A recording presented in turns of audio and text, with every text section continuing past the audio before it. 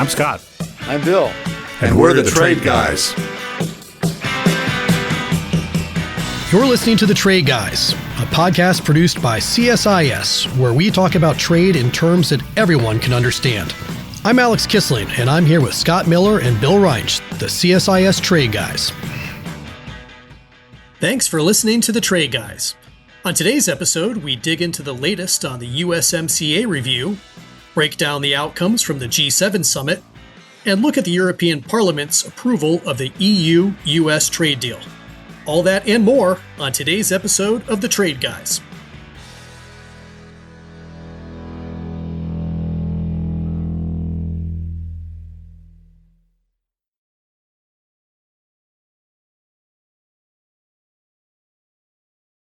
All right, Trade Guys, we're keeping up with our new weekly tradition by turning it over to Bill at the news desk for a couple of news flashes. Bill, this week we've got developments from the Supreme Court and a development on the tariff refunds front. What's going on? Well, yes, two pieces of sort of legal news today that be of interest to people that are either getting refunds or would like to get refunds. The first is that the Supreme Court declined to take up an old case involving Trump's China tariffs from his first term. And this has not been in the news for a couple of years because it was on appeal and has been sitting around for a while. Basically, a bunch of people appealed his 301 tariffs from his first term against China on the grounds that he made additions. He put some in place, and then a year later, he put some more in place. If you recall, there was List 1, List 2, List 3, List 4A, and 4B. And these were imposed over a period of 15 months, different collections of categories. And the argument which was made was a simple one, which was the president gets one shot at this, one bite of the apple. He can't come back in and change things later on without initiating a whole new investigation. That argument lost, I think, at every level judicially. So it was no surprise when the Supreme Court declined to take it up. But it is relevant today because it suggests that all the courts are giving a fairly broad reading to Section 301 and the authority it gives the president, because what they clearly had to decide was whether the president had fairly broad authority to adjust or change, modify the tariffs. And the courts down the line decided, or up the line, decided that he did. So that may come into play when the inevitable new Section 301 lawsuits are filed after July 24th. When the Section 122 tariffs expire. On the direct refund front, there's a new lawsuit. I mean, there's lots of new lawsuits, but one in particular has caught everybody's attention because it relates to something that the Trade Guys actually predicted several months ago, which was that there's a difference between, not always, but sometimes there's a difference between the importer of record and the entity that actually pays the tariff, in the sense that the importer of record is the person who's liable, and he's the person that pays the tariff. But if he's an intermediate who simply is passing the good, reselling the goods or passing the goods on to somebody else and assessing them the tariff, the fact is that the IOR is not really paying. The person downstream is paying, and the IOR, the importer of record, is just a conduit of the money going back to the government. The lawsuit makes the point that CBP has set up a system where it's the importers of record who get the money. And these guys now, the other people are now coming in and saying, wait a minute, these guys are getting the money, but they charged us, and we should be getting the money and not them. It's an interesting lawsuit, just was filed, so it's going to be a while before it works out. What it leads to, if they win, is a very complicated situation, because at that point, it means that CBP will have to go back and figure out who actually paid the tariff. And that means going back to the importers of record, I guess, and asking them what happened. Did you pay or did you pass it on to somebody else? That'll be really complicated. And we already are talking about the millions of entries that are out there. So stay tuned for that. The only thing I would say about it is that the Trade Guys saw it coming and predicted this would happen. We'll see how the courts go with it. It pretty clearly is, it's an issue. And if the idea is the people who paid the money ought to get the money back, then these guys ought to win the lawsuit. But it's by no means clear that that's going to happen. Turning this case into a fact-intensive matter, is going to run up the legal bills like crazy. And which you also predicted, I think, at one point. But this gets really messy if every importer, every person with a claim winds up having to create a big record of what all happened and have it subject to dispute and resolved. Fact-intensive cases are always difficult, but you make this into one because of the millions of entries. I was politely reprimanded by our good friend John Magnus, who listens to the podcast and reads my column, because I said in the recent, I think last week or the week before, that the Supreme Court screwed this up by not sorting all this out in advance. And his comment to me, which was the correct legal point, is that they didn't have any obligation sorted out in advance because the issue of remedy hadn't been completely litigated or decided. And the writ of certiorari that the Supreme Court granted to take the case didn't mention remedy at all. And then he went on to point out what I had also pointed out, which is the court rarely gets into areas which it doesn't have to. Mm-hmm. He's right about that. And so I was probably going too far in saying that the court screwed up. But the consequence of them not doing it is it's going to come back and bite them. All this stuff is going to end up back with them, and they're going to have to deal with the issue of remedy eventually, because all these suits are going to get appealed by one side or the other. So it all ends back up in the court's lap, and they'll have to deal with it. They could have saved a lot of time and money if they'd taken the extra step in the beginning. Yeah, but this is America. Lawyers have got to eat too. Come on. Yeah, I know. So John wins on a technicality. It's a good point. But I think my larger point is right. It's a good point. Well, Bill, I promise to never reprimand you, politely or otherwise. But thanks for the news flashes. As always, I'm sure we'll have more next week. But let's get into our first big topic of the week, and that's USMCA. While in France for the G7 summit this past week, President Trump commented on the deal's future, saying, quote, "I would rather not have the agreement, but I may sign it, and we may do better as a country if we don't have an agreement." So this is, of course, ahead of the July 1 USMCA review deadline. And Scott, with that context, what's the latest and where are we headed? You knew USMCA was going to create drama. We just weren't sure how, and appears to be doing so in the U.S.-Canada part of that negotiation. And I would just say at the outset, very important trading relationship between the United States and Canada, important for both parties, but it's always got its subtleties and its complexities. Part of it is, obviously, it's a huge economic relationship just because of our proximity and the years in which we've specialized as economies to do different things.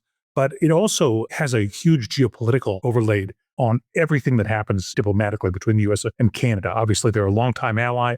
They're one of the Five Eyes. Just the territorial closeness and this long, largely undefended border gives rise to a lot of geopolitical issues that get wrapped up in the economic issues. And I think that is some of what's happening here. There's a third vector to this, which if you've worked with Canadians or paid attention to Canada, unlike most Americans, you would know this, which is Canadian domestic politics often resolved around what to do with the U.S. If you go all the way back to Confederation, the biggest difference between the Liberals and the Conservatives was how to handle the U.S. And over the years, occasionally they'll switch sides, oddly. They did after the U.S.-Canada Free Trade Agreement, which was negotiated by a conservative, Brian Mulroney. But the United States figures large in Canadian domestic politics, much more so than Canada figures in U.S. politics. We kind of ignore them. It's like America's hat, or, we think, they're nice and their beer comes in 12-ounce bottles and it's all good. But we don't really pay a lot of attention to it. They pay a lot of attention to us. And so I think that adds to the drama that's going on now. It sounds to me like, Trump is right out of his art of the deal of saying he doesn't really need this or not want to kind of downplaying the notion of it. But there have been some real tensions that certainly went back to the previous prime minister. I think Justin Trudeau and Donald Trump rubbed each other the wrong way most of the time they were in office together. And this Prime Minister Carney has a tendency to create friction with President Trump and vice versa. Yeah, right, of course. At this point, we don't know whether any of this is going to be controlling in the debate. Obviously, the geopolitics will come into it. The decision that Prime Minister Carney made to allow Chinese quota, a certain number of Chinese automobiles into Canada to resolve another dispute on seed oils, or agricultural access in general, that and whether or not it can be circumvented is, I think, a big concern for the U.S. that hasn't been fully dealt with. It is certainly an issue that's come up. Chinese vehicles in North America has come up a lot in the Mexican-U.S. negotiations. They're looking for ways through rules to get rid of it. And then we have that Canada imports a bunch. Now, it's possible that the domestic politics on that will make Canada able to minimize it, because it looks to me like the big winner of that quota of Chinese automobiles into Canada at lower tariffs is Tesla, because Tesla has vehicles that are made in China. They have a Shanghai plant, and they have a dealer network in existence. Not that BYD or some other Chinese automaker couldn't set up a dealer network quickly if they chose to, but they're in the market now. Yeah. And so Tesla may well fill up that whole quota. I don't know enough about the specifics, but that's possible. So the politics will stay interesting. But I think this is a moment for U.S. commercial interests to get to work with Canada. There was a Canadian ambassador to the U.S. during the 1980s, a professional diplomat named Alan Gottlieb. And Gottlieb was ambassador to the U.S. both under Pierre Trudeau and Granville, and really responsible as much as anyone for building the commercial consensus between the U.S. and Canada to go ahead with the U.S.-Canada FTA at the end of the 80s. And he created a Northern Border Coalition with members of Congress. They created a big network of data about Canadian investment in the U.S., U.S. investment in Canada, and the closeness of the commercial relationship.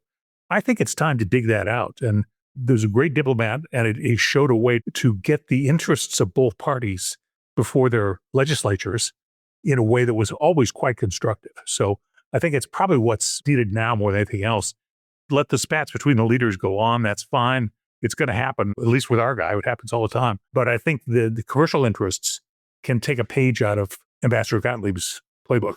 Bill, how did you interpret the president's remarks over the past week? I mean, is there a chance that this thing unravels, or is this just kind of a negotiating tactic and bluster? Well, we've been predicting drama, and the drama has arrived finally late. I think everything has been late. I had expected that they would genuinely try to wrap this up one way or the other by July 1, which is what the agreement says they're supposed to do. And the fact that they've scheduled at least one negotiation with Mexico on July 20th suggests that they don't intend to wrap it up on July 1. So everything is moving at a slower pace than anticipated, including the drama. But Trump has said twice in the last 2 weeks, one at some event in the United States 2 weeks ago, and then again at the G7 summit when the subject came up, that he's not sure he's going to renew the agreement, that we don't need it. Mexico and Canada don't make anything that we need, and we might be better off without it. I think it's exactly what Scott said. It's the classic Trump playbook, trying to leverage the negotiations. His political advisors are not stupid, and they must have told him that actually doing that 3 months before an election would be a political disaster. The effect of pulling out on all three economies would be enormous. It's a fair point that it might be worse for Canada and Mexico than for the United States, but it would still be a huge impact here. It would disrupt the markets. It would particularly disrupt the markets that he cares about, which are the equity market and the bond market. So I don't think he'll do it. I think it's a threat. I think everybody knows it's a threat. I expect more threats. What has surprised me a little bit has been the slow pace of the negotiation. The Canadians were here once. They said they had a good meeting, but the formal process of having a round, which the Mexicans have engaged in, has not happened yet with Canada. And I'm not sure what's going on with the Mexicans. We are recording this on June 18th. There was a Mexican round. They were here in D.C. the 16th and 17th, ostensibly to discuss agriculture. And so far, I've been unable to find out anything about if anything happened. So my guess is that if anything happened, it was either very little or some sort of interim thing. So I think we're in waiting mode. It probably means that on July 1, when they're supposed to have a meeting to make a decision about renewal, it looks like they will probably decide that they're not going to renew at that point, which will then, under the agreement, trigger this 10-year review process. I think they'll continue talking, and I don't at all rule out the possibility of including an agreement in September or October before our election, so Trump can roll it out, his next great accomplishment, and how we've settled the trade relationship for the future, and how it's like the Iran deal. It's a brilliant deal that helps the United States immensely, which may or may not be true, but we know that's what he'll say. It's sort of on track, but it's on a slower track than we all thought. And it's not going to be July 1. This is going to keep us busy talking in July, August, and September. No, I would just add a digression for a minute. Scott's comments on Canada were interesting. I would just note that it's an issue that Canadians think about. He's right, a lot more than Americans think about the relationship. There's a very interesting sort of Canadian television series called Murdoch Mysteries, which involves a detective in the Toronto police force. Now it's in its 20th plus season. It's been going on forever with mostly the same cast. And in the process, it's moved from about the year 1890 up to about, 1914 or 1915. I don't know quite where they are right now. But what has surprised me is the number of plot sessions that have been devoted to either worries about an American invasion or American spying in Canada. And the plot is there's a Canadian spy who's actually quite amusing, but there are American spies that are very clearly up to no good. There are regular fears that the Americans are going to invade through Buffalo, basically coming north that way. And it's a detective show. This is sort of peripheral, but there seems to be this ongoing, and this is historical. This goes back 1880s, 1890s, 1900s concern that the Americans really might do that at some point. So this is something that I think is real in Canada and not just a fantasy. Oh, and it's been there for a long time. Montreal was a hotbed of spies during the Revolutionary War, and where Benedict Arnold hung out. All right, and so there's a lot that goes way back. And then, of course, after the end of the Civil War, with this large standing army in the United States, what was the campaign slogan? 54-40 or fight. They wanted to raise the border from the 49th parallel to the 54 degrees, 40 minutes. 54-40 or fight. And that was clearly an invasion message. So yeah, there's a lot of it there that is still real. It's part of the culture. We vacationed there last year, and last fall we went to the part of Quebec that is immediately north of Vermont and New York. This little slice, the little triangle that is south of Montreal and north of Lake Champlain, and didn't encounter troop movements. That's because they're secret, Bill. Well, we didn't encounter any spies either. We did go to the post office that literally sits on the border. Half of it is in the United States and half of it is in Canada, which was an interesting experience. For decades, the front door was in the United States, and Canadians just walked to the front door. Now there are bollards and things that make it, you can't drive back and forth at that point. I guess you could jump over these things, but the Canadians were inventive, and they basically turned a fire escape in the back into a Canadian entrance. So now you can go in from either side. You can freely cross the border. There's nobody inside the library on patrol. I believe the rule is that you have to go out the same door you came in, because otherwise you might be committing some kind of offense, at least if you go out the front door, having come in from Canada. But no armed guards, no artillery. So peace reigns, at least for the time being.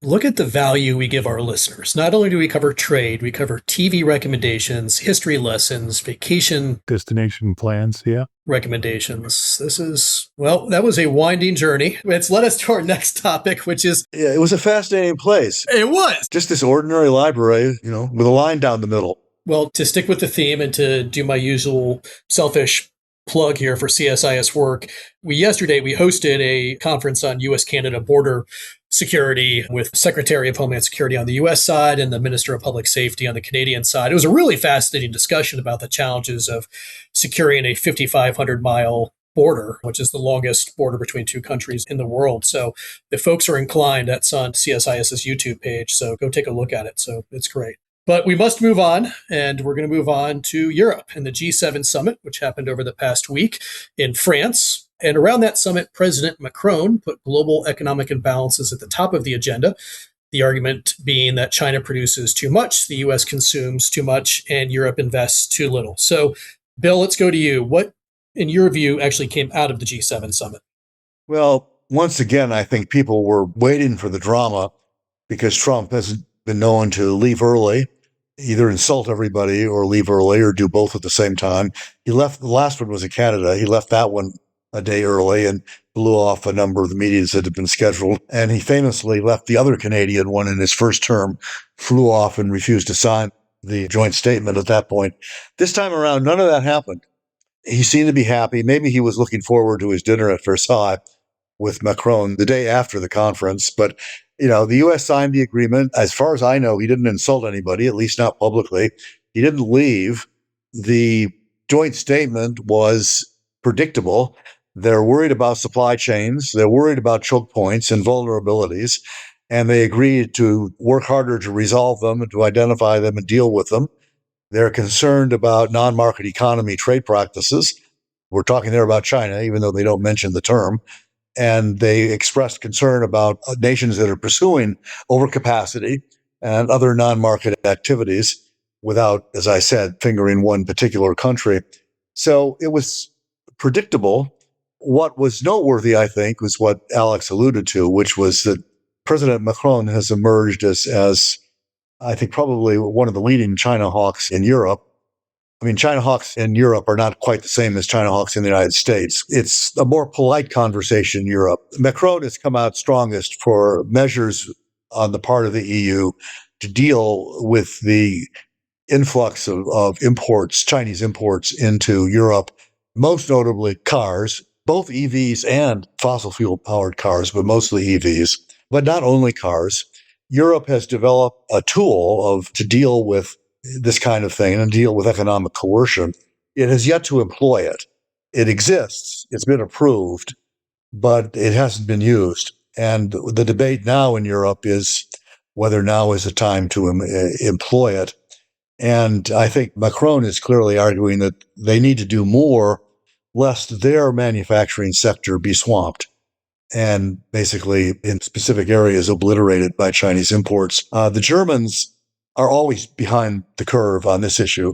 In the previous German administration and in the Merkel administration before that, in the Scholz-Merkel administrations, dragged their feet, particularly because German manufacturers have such a large investment in China, particularly the automakers, and they were very worried about retaliation prospects.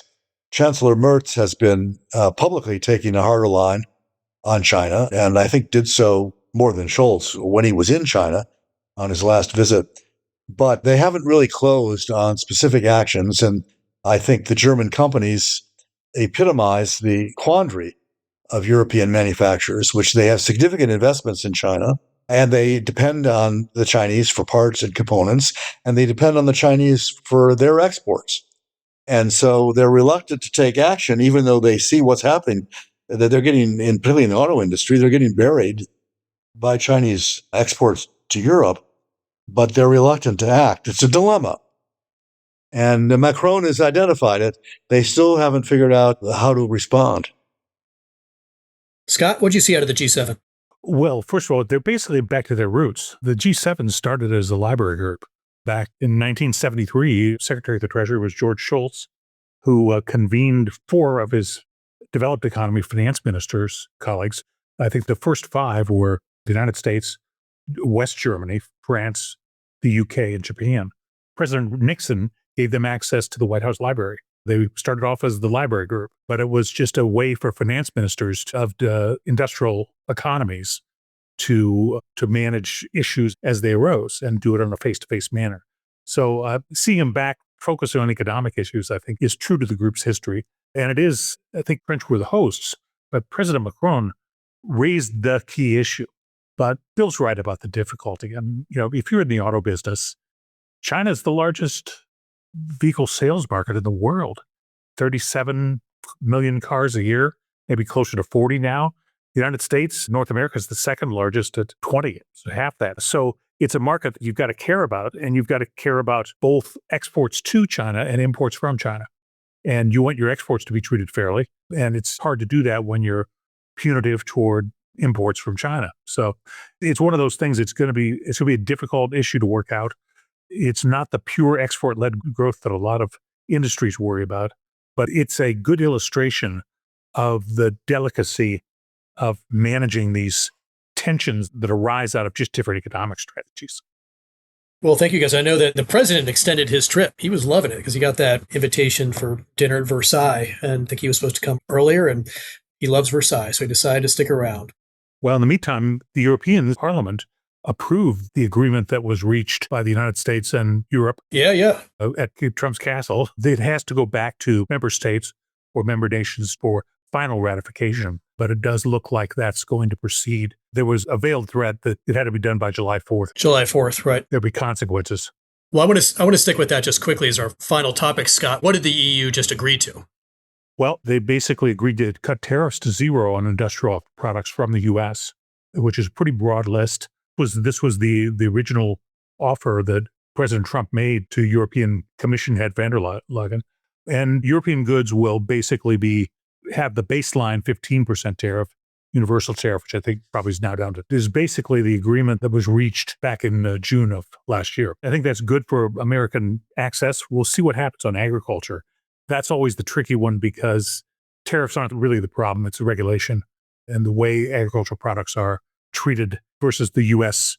The safety protocols are often quite different and makes it very difficult, even at zero tariffs, to get agricultural products accepted into Europe. So we'll see how ratification goes, but at least good news that something that both parties agreed to is delivered. So that's always nice to see.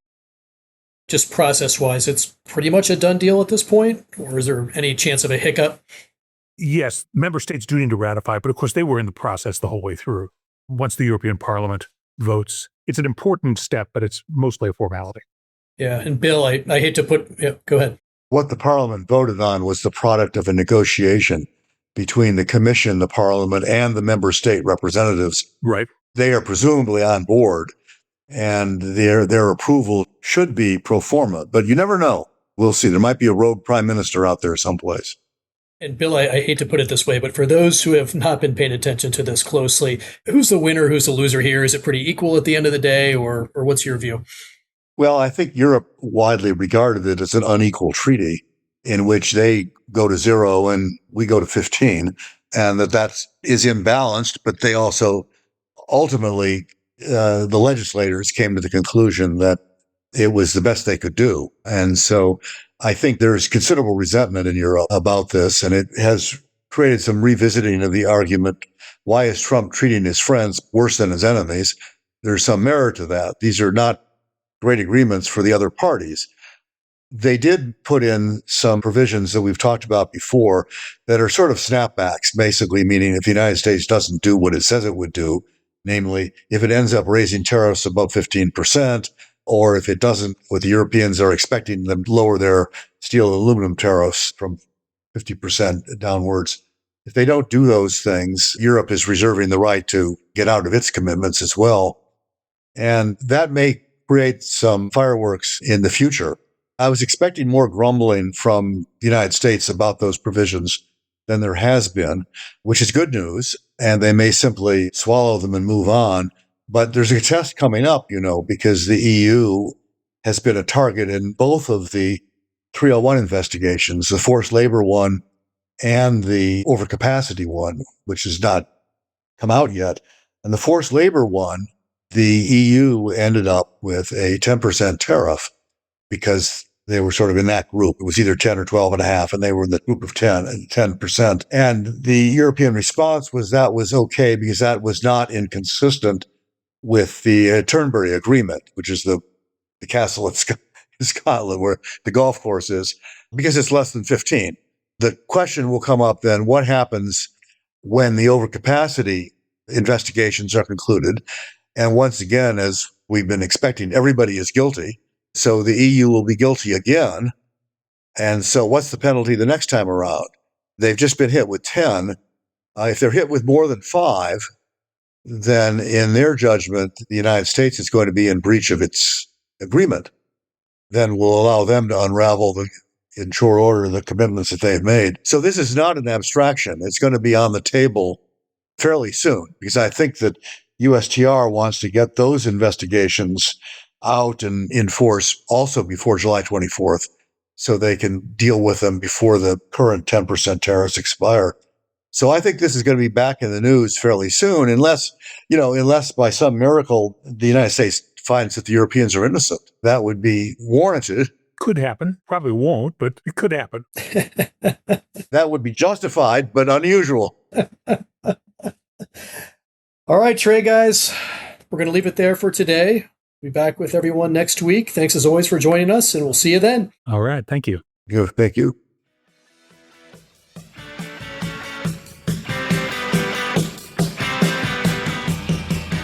You've been listening to The Trey Guys, a CSIS podcast. For more audio content, visit csis.org/podcasts. Thanks for tuning in.